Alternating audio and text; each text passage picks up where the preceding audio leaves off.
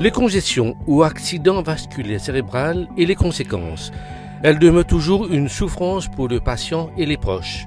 C'est une maladie qui tue aussi de nombreux Mauriciens.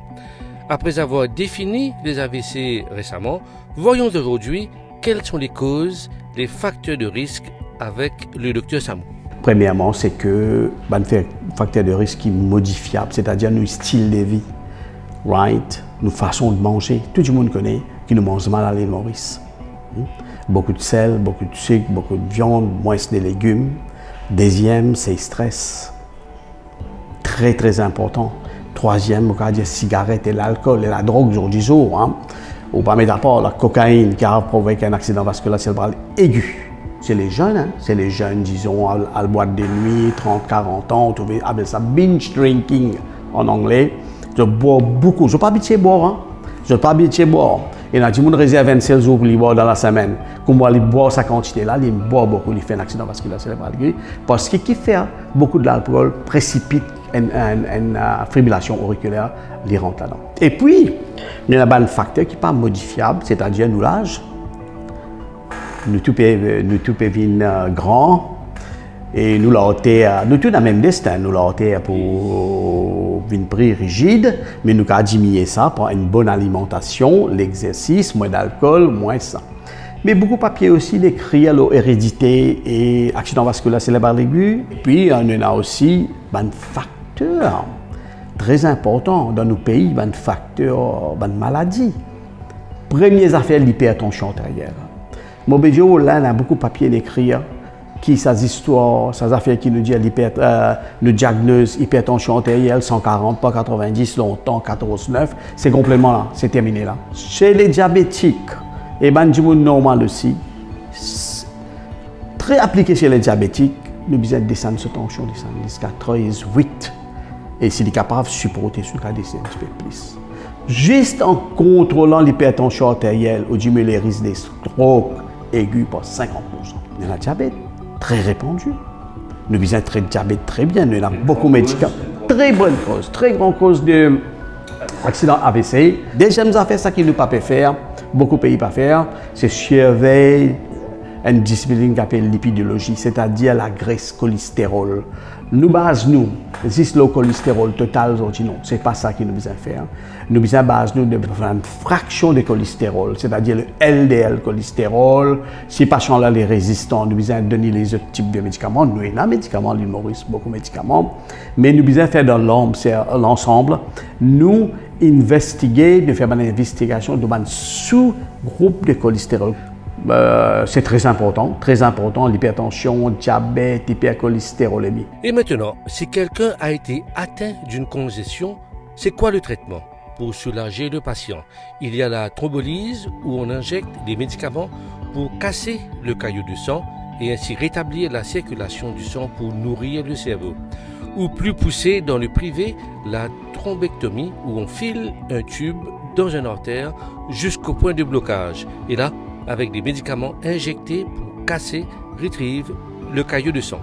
Mais d'abord, la thrombolyse dans les cas d'un patient de l'AVC qui est traité en moins de 4h30 avec le docteur Samou Eramchon. Alors ici à l'hôpital Victoria à Candace, nous avons une seule stroke unit qui nous desservit l'île en entier. Alors nous deux gars sur une base 24/7 avec nos collègues médecins. Et tout un patient qui fait un AVC ischémique aigu, nous proposons ici un traitement qu'on appelle la thrombolyse.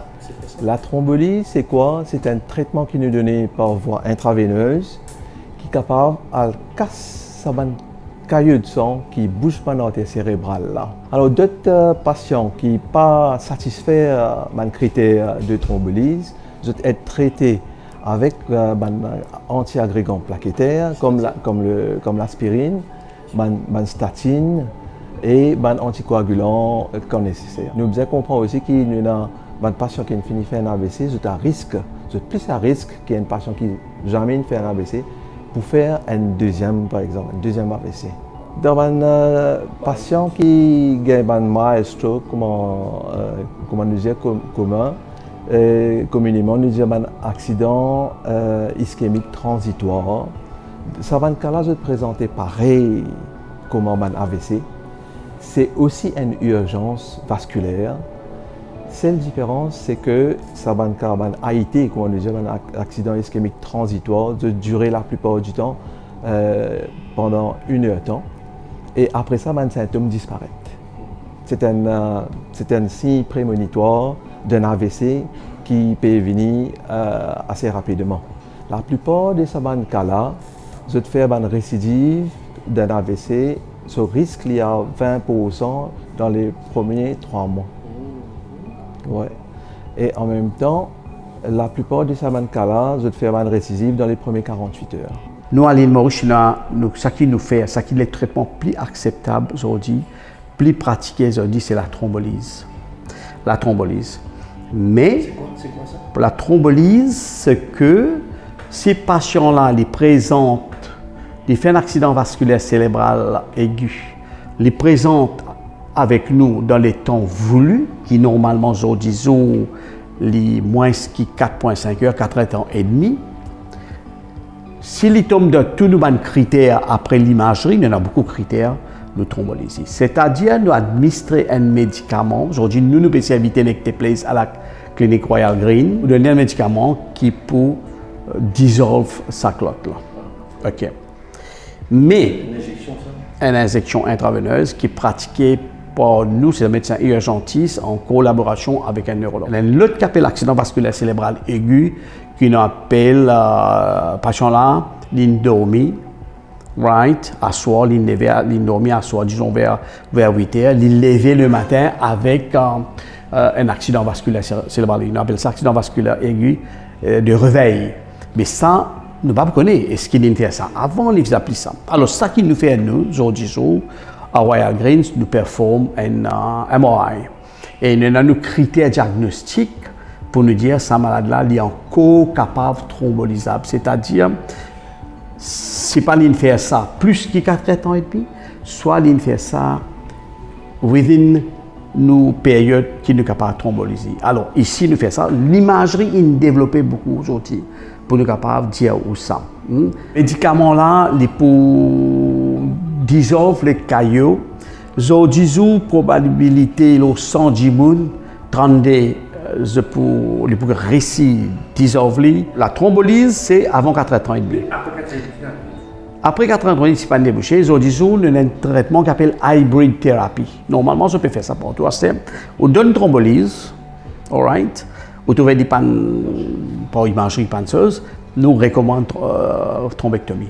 Ça veut dire appeler ça hybrid thérapie. Thrombolyse plus thrombectomie. Que nous retirons sa clotte là pour une façon invasive. Maurice, vous connaissez, nous faisons cardiologie. Invasive. Ici, la nourriture, elle a différentes techniques. La technique aspiration, la technique directeur retriever, appelle ça, retriever. Il y a maintenant la prévention, les précautions à prendre pour éviter l'AVC, surtout chez les plus âgés. Très important aussi, il y a la rééducation et la réhabilitation lorsqu'il y a une paralysie des bras ou des jambes. D'abord, les précautions à observer. Nous devons diminuer nos facteurs de risque. Une fille qui est là, mange bien, pas boire beaucoup, pas fume beaucoup. Ça, tout le monde Maurice connaît. Alimentation, très très important.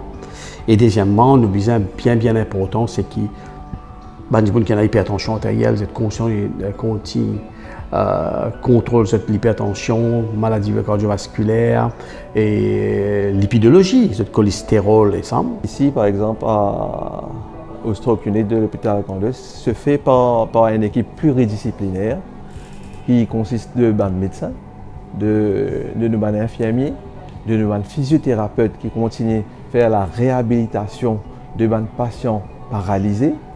Il y a aussi un orthophoniste, speech and language therapist, qui fait la réhabilitation du déglutition et de la voix. Et aussi, nous avons, quand nécessaire, nous cherchons de l'aide avec nos psychologues et diététiciens. Rééducation physique, très très important après un AVC. À l'hôpital, nous déjà payons le service pour physiothérapie qui continue. Jusqu'à qui le patient est capable de récupérer. Mon patient a déjà fait en salle et aussi as outpatient, quand je viens au rendez-vous, après qu'ils ont gagné, je décharge. Ici, là, nous dans le département de réhabilitation, spécialement stroke rehabilitation, il couvre tout, mais plus particulièrement stroke rehabilitation. Je peux trouver tout ça, ceux qui occupent de physiothérapie, occupational therapy, speech therapiste, et aussi nous avons aqua réhabilitation. Ce qui m'a envie d'ajouter, c'est qu'ils ont dit à l'île Maurice, ce qu'ils nous peut faire, c'est que un jour qui a un AVC, récupère son pouvoir fonctionnel. C'est ça nos buts.